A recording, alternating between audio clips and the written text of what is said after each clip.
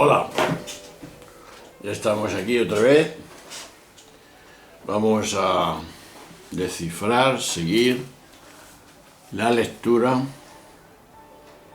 comentario del tiempo en que estamos.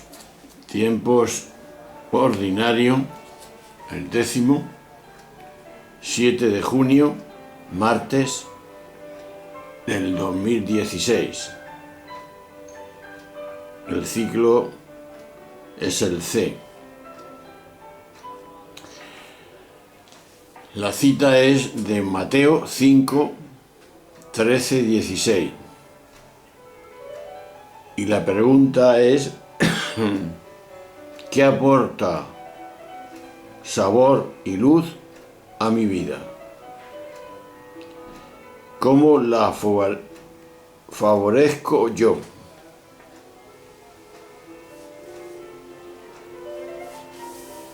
El Evangelio hemos dicho que es de Mateo 5, 13, 16, que lo leemos.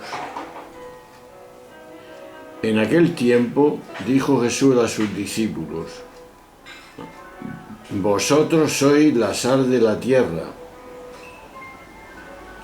pero si la sal se vuelve sosa, ¿con qué la salarán? No sirve más que para tirarla fuera y que la pise la gente. Vosotros sois la luz del mundo. No se puede ocultar una ciudad puesta en lo alto de un monte.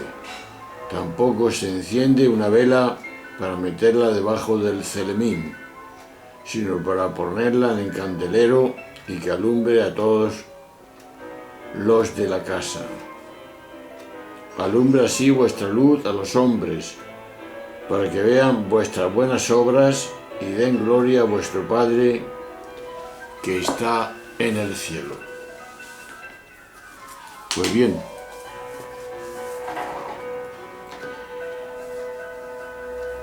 un poco antes, Mateo, tomando un texto del profeta Isaías, había presentado a Jesús como luz.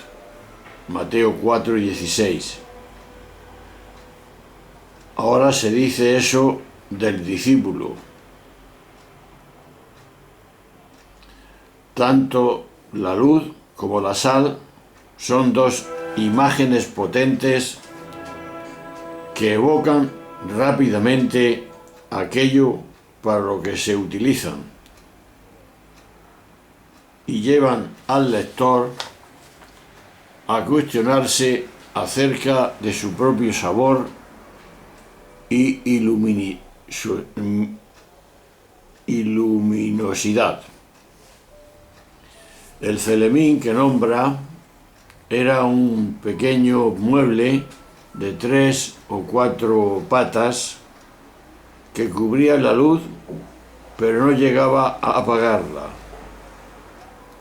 Y es que el horizonte de todo comportamiento humano, según Jesús, es que se glorifique al Padre Dios.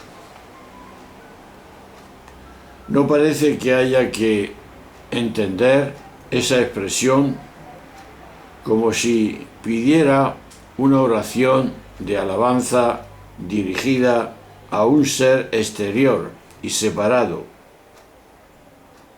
Eso lo piden los soberanos, los reyes.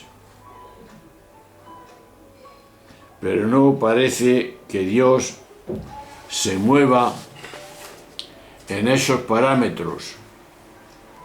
Por otro modo, tal lectura daría por una imagen de Dios como un ente que sería proyección nuestra.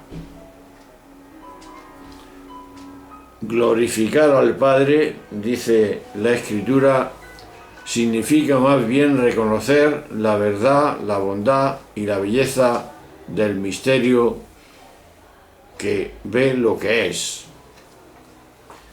En lugar de ser glorificado, ese misterio queda oculto y velado para la mayoría de las personas humanas, cuando actuamos de espaldas a Él.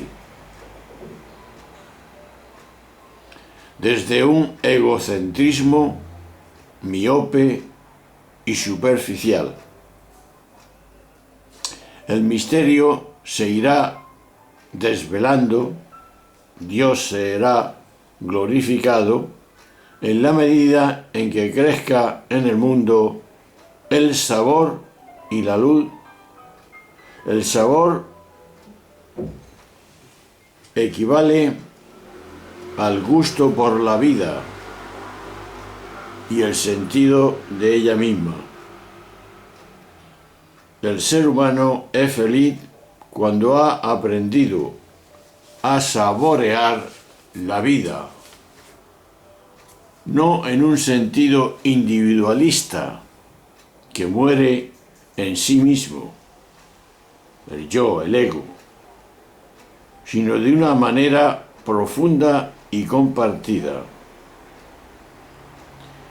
Y descubriremos, cuando esto lo vivimos, el sabor de la vida en la medida en que nos reconocemos uno con ella, con esa vida.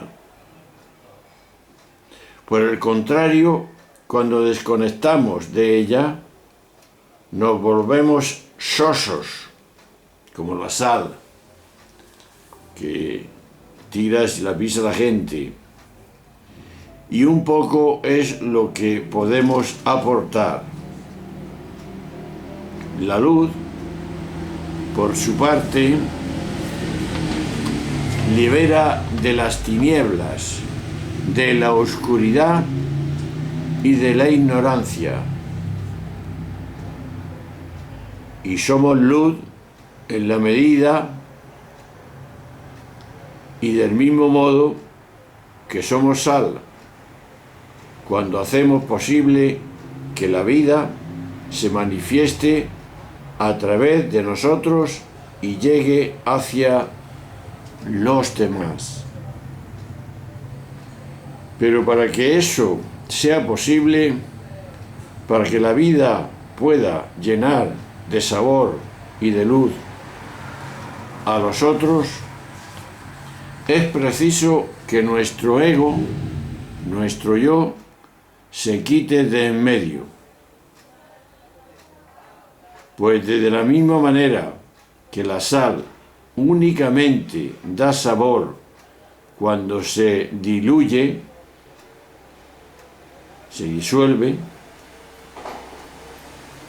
y que una vela solo ilumina cuando ella misma se va consumiendo, para que todos podamos dar sabor y luz, es necesario que aprendamos y desapropiarnos de nuestro ego, de nuestro yo, porque hemos comprendido que no somos Él. El Evangelio utiliza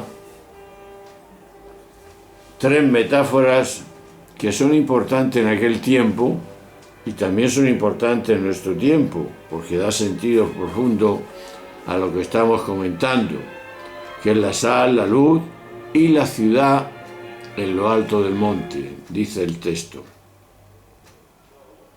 Para explicar cómo ha de ser la conducta de los discípulos, seguramente la metáfora más complicada es la sal, porque Jesús la relaciona no con los alimentos, como lo podemos relacionar nosotros, sino con la tierra. Y además la sal no se suele degradar hasta perder su sabor. Lo más probable es que Jesús se refería al hecho de que la sal no es para sí misma, sino para los demás, como hemos dicho antes, para utilidad de otras personas, de otras cosas. De ahí deducimos que el discípulo de Jesús es el ser para los demás. Y eso siempre en nuestra vida. La metáfora de la luz y de la ciudad en lo alto de un monte expresa claramente, como dice el texto, lo que no se puede ocultar, es decir, lo que está patente, lo que todo el mundo ve. Por tanto, la vida del creyente, la tuya y la mía, ha de ser tan transparente que no tenga nada que tapar ni disimular, de forma que pueda estar siempre a la vista de todo el mundo. Por eso, lo más importante de todo es que el juicio de Jesús, la forma de vivir del creyente, tiene que ser como una luz para cuantos la conocen, una luz que ilumina la vida y que sobre todo forma el proceder siempre en todas las situaciones humanas, que quienes los sientan motivados para ello puedan creer quién es la luz y la vida, creer en el Dios de Jesús. Debe ser, por lo visto, una forma de vivir de tal calidad ética que quien se entera no tiene más remedio que decir, al ver a esa persona de esa forma viviendo: esto no tiene humanamente explicación, las acciones nuestras. Por tanto, esto no tiene otra explicación que la presencia de algo tan radicalmente humano que debe ser sobrehumano. Aquello del libro de Urtiaga, el valor divino del humano. Pero vayamos más a la raíz de ser hoy la sal de la tierra. Así los envía el Señor. Existen pocos escritos que puedan seducir el corazón de los creyentes con tanta fuerza como el pequeño libro que hizo el francés Paul Oquimos. El libro era El amor loco de Dios. Con fe ardiente y palabras de fuego, el teólogo de San Petersburgo, ruso, pone al descubierto nuestro cristianismo rutinario y satisfecho.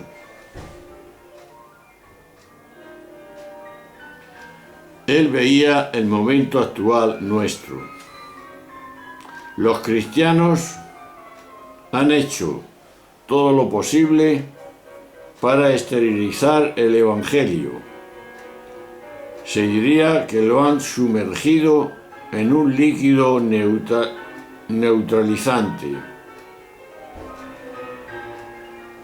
Se amortigua todo lo que impresiona, todo lo que supera o invierte. Convertida así en algo inofensivo, esta religión aplanada, prudente y razonable, el hombre no puede sino vomitarla. Y nos preguntamos nosotros, ¿de dónde procede este cristianismo inoperante y amortiguado? Las críticas del teólogo ortodoxo no se detienen en cuestiones secundarias, sino que apunta a lo esencial. La Iglesia aparece a sus ojos no como un organismo vivo de la presencia real de Jesús, sino como una organización estática y un lugar de autonutrición. Los cristianos, dice él, no tienen sentido de la misión, y la fe cristiana ha perdido entrañablemente su cualidad de fermento. El Evangelio, sigue diciendo, vivido por los cristianos de hoy, no encuentra más que la total indiferencia. Según él, los cristianos han perdido contacto con el Dios vivo de Jesucristo, que se pierde en disquisiciones doctrinales. Se confunde la verdad de Dios con las fórmulas dogmáticas, que en realidad son iconos que invitan a abrirnos al misterio santo de Dios. El cristianismo se desplaza hacia lo exterior y periférico, cuando Dios habita en lo profundo. Sigue diciendo él, se busca entonces un cristianismo rebajado, de rebajas y cómodo. Como decía Marc Moret, el francés, los cristianos han encontrado la manera de sentarse, no sabemos cómo, de forma confortable en la cruz. Se olvidan del que el cristianismo no es una doctrina, sino una vida, una encarnación. Y cuando en la iglesia ya no brilla la vida de Jesús, apenas se constata diferencia alguna con el mundo.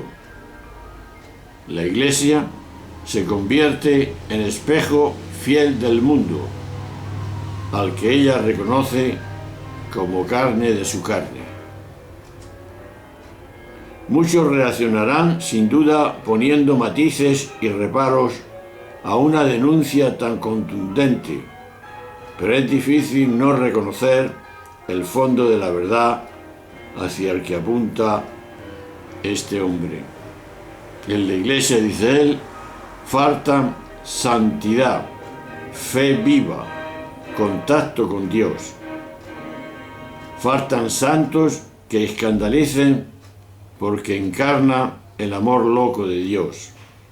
Faltan testigos vivos del Evangelio de Jesucristo.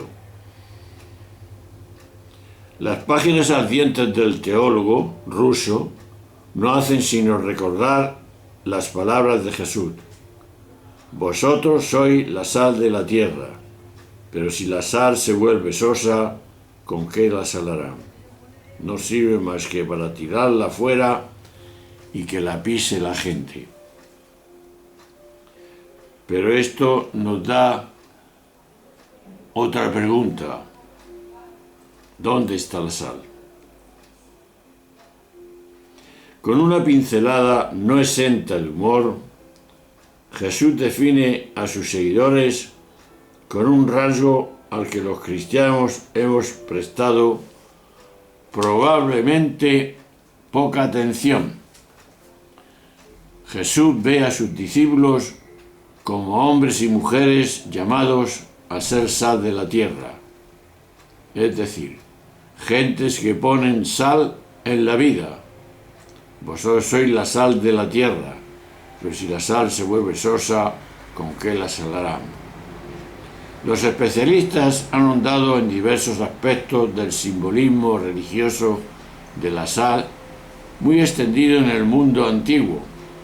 La sal aparece como imagen de lo que purifica, lo que da sabor, lo que conserva y da vida a los alimentos. Probablemente la gente sencilla que escuchaba a Jesús captaba todo su frescura, el simbolismo encerrado en la sal, y entendían que el Evangelio puede poner en la vida del ser humano un sabor, una gracia, desconocidos. El teólogo norteamericano Albert Cot decía hace años que el hombre occidental, que somos nosotros, ha ganado todo el mundo y ha perdido su alma.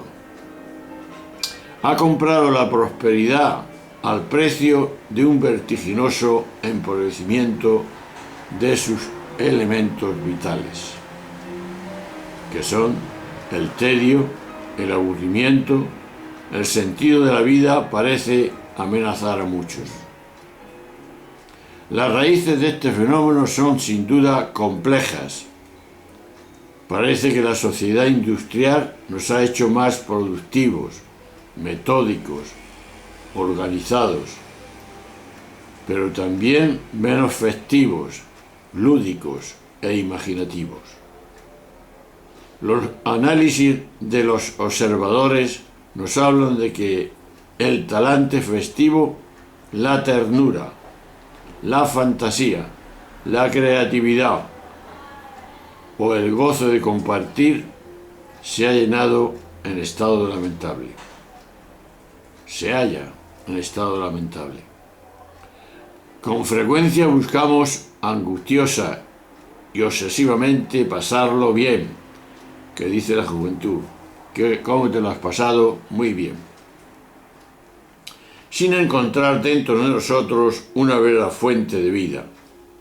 Quizá hemos caído en una anemia de vida interior que nos impide experimentar y vivir la vida de cada momento de manera más intensa, más gozosa, más fecunda. Pero seguimos preguntándonos, ¿dónde está la sal de los creyentes? ¿Dónde hay creyentes capaces de contagiar su entusiasmo a los demás? ¿No se nos ha vuelto sosa la fe? Necesitamos redescubrir que la fe es sal que puede hacernos vivir de manera nueva todo: la convivencia y la soledad, la alegría y la tristeza, el trabajo y la fiesta. Por eso debe ser nuestra buena noticia para todo el mundo es dar sabor a la vida, es anunciar la buena noticia de Jesús. Pero muchas veces pensamos que hay que formarse para conocer el mensaje cristiano y para transmitirlo después con nuevas técnicas y organización pastoral. Naturalmente que todo eso hace falta, que todo eso es importante. Pero lo que ve la gente es nuestra vida, la persona de Jesús en nosotros. Entendida así la evangelización, lo más importante no es contar con los medios poderosos, eficaces de propaganda religiosa, sino saber actuar con el estilo liberador de Jesús. Lo decisivo no es tener hombres y mujeres bien formados, sino lo decisivo es tener creyentes testigos de la verdad y que quieren y tienen una humanidad que convence. Los cristianos hemos confundido muchas veces la evangelización con el deseo de que se acepte socialmente nuestro criterio, nuestro cristianismo, lo que pensamos. Las palabras de Jesús, llamándonos a ser sal de la tierra y luz del mundo, nos obliga a hacernos preguntas muy graves, y tan graves como: ¿somos los cristianos una buena noticia para alguien? Lo que se vive en nuestras comunidades cristianas, lo que se observa entre los creyentes, ¿es buena noticia para la gente de hoy? Ponemos los cristianos en la actual sociedad algo que dé sabor a la vida, algo que purifique, sane y libere de las descomposiciones espiritual y del egoísmo brutal e insolidario. Vivimos algo que pueda iluminar a las gentes en estos tiempos de incertidumbre, ofreciendo una esperanza y un horizonte nuevo a quienes buscan salvación. ¿Por dónde debe ir nuestra vida? La luz de las obras. Los seres humanos tendemos más a ser inteligentes, más buenos, más nobles que realmente somos. La vida tratando de aparentar ante los demás no es evidente que no es el camino. Nos falta la verdad de las buenas obras y llenarnos nuestra vida de palabrería y de toda clase de adquisiciones no es capaz de dar a un hijo el ejemplo y vida digna, y nos pasamos días exigiéndole que nosotros lo que no vivimos queremos que él lo viva. Jesús habla del peligro de que la sal se vuelva sosa. San Juan de la Cruz lo dice de otra manera. Dios os libre que se comience a envanecer la sal, que aunque más parezca que hace algo por fuera, en sustancia no será nada, cuando está cierto que las buenas obras no se pueden hacer sino en virtud de Dios. Para ser sal de la tierra, lo importante no es el activismo, la agitación, el protagonismo superficial, y repito, sino las buenas obras, que hacen del amor y de la acción del Espíritu Santo en nosotros. San Juan de la Cruz advertía y decía: pues aquí los que son muy activos y piensan ceñir el mundo con sus predicaciones y obras exteriores, que mucho más provecho harían a la Iglesia y mucho más agradarían a Dios si gastasen siquiera la mitad de ese tiempo en estarse con Dios en oración. De lo contrario, según el místico doctor Santo Tomás, todo es martillear y hacer poco más que nada, y a veces nada, y aún a veces daño. En medio de tanta actividad y agitación, ¿dónde están nuestras buenas obras? Jesús decía a sus discípulos: alumbre vuestra luz a los hombres para que vean vuestras buenas obras y den gloria a vuestro Padre. Jesús hoy también nos dice, así ya muy de pasada, que va contra la corrupción que está amenazando no solamente los políticos, sino en la vida de toda persona. Este es el principio caldo de cultivo de la corrupción actual. Dice el escritor italiano: vivimos la vida como una rapiña. Seguimos defendiendo los valores democráticos de libertad, igualdad, solidaridad para todos, pero lo que importa es ganar dinero como sea. El todo vale con tal de obtener beneficios, corrompiendo las conductas, vaciando las instituciones y vaciando de contenido nuestras solemnes proclamas. Se confunde el progreso con el bienestar creciente de los afortunados. La actividad económica, sustentada por un espíritu de lucro salvaje, termina por olvidar que su meta es elevar el nivel humano de todos los ciudadanos. Todo se sacrifica al Dios con minúscula del interés económico. El derecho de toda persona al trabajo y a una vida digna, la transparencia y la honestidad en función pública, la verdad de la información a un nivel cultural y educativo, de la televisión, de la caja tonta. ¿Hay alguna sal capaz de preservarnos de tanta corrupción? Se pide investigación y aplicación rigurosa de la justicia.